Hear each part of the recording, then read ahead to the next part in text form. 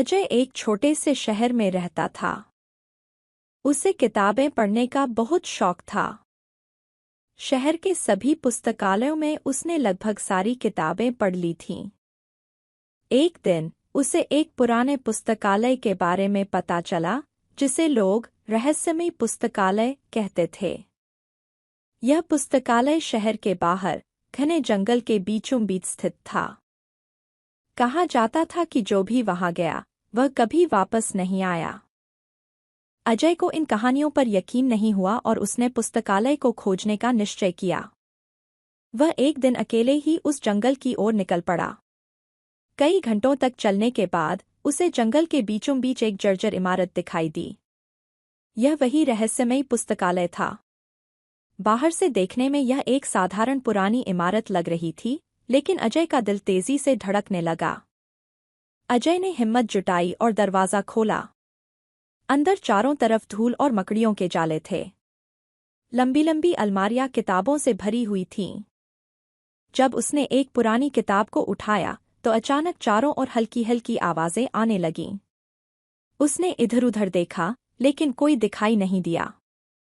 अजय ने सोचा कि शायद यह उसका भ्रम है और उसने किताब पढ़ने की कोशिश की।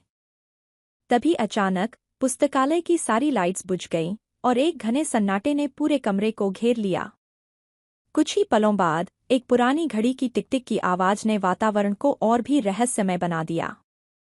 अजय ने देखा कि एक किताब की अलमारी धीरे धीरे हिल रही थी, और जैसे ही उसने उसके पास जाने की कोशिश की, अलमारी अपने आप एक गुप्त दरवाजे में बदल गई। अजय को यह देख आश्चर्य हुआ। उसने दरवाजे के अंदर झांका तो एक लंबी सुरंग दिखाई दी। हिम्मत करके वह सुरंग में उतर गया। सुरंग के अंत में एक बड़ा हॉल था, जहां चारों ओर अजीब चमकदार किताबें रखी हुई थीं। इन किताबों में अजीब लिपि में कुछ लिखा हुआ था, जो अजय को समझ नहीं आया। तभी अचानक एक बूढ़ा आदमी उसके सामने प्रकट हुआ। बूढ़ा आदमी बोला, यह पुस्तकालय साधारण नहीं है। यहाँ की किताबें दुनिया के सारे रहस्यों को अपने अंदर समेटे हुए हैं।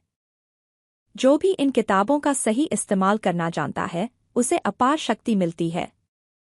लेकिन ध्यान रहे, अगर किसी ने इनका गलत इस्तेमाल किया तो वह खुद यहाँ फंस कर रह जाएगा। अजय को समझ आ गया कि यह पुस्तकालय साधारण नहीं था। उसने बूढ़े आदमी से वादा किया कि वह कभी भी इन रहस्यों का दुरुपयोग नहीं करेगा। बूढ़ा आदमी मुस्कुराया और अजय को जाने दिया, लेकिन जाते जाते अजय ने महसूस किया कि वह कुछ खास रहस्यों के करीब आ चुका था। अजय ने उस दिन के बाद फिर कभी उस पुस्तकालय का रुख नहीं किया, लेकिन वह हमेशा यह सोचता रहा कि उस पुस्तकालय के अंदर और कौन-कौन से रहस्य छुपे हो सकते हैं। हर रहस्य को जानना जरूरी नहीं होता। कुछ रहस्य इंसान की समझ से परे होते हैं, और उन्हें अनछुए रहना ही बेहतर होता है।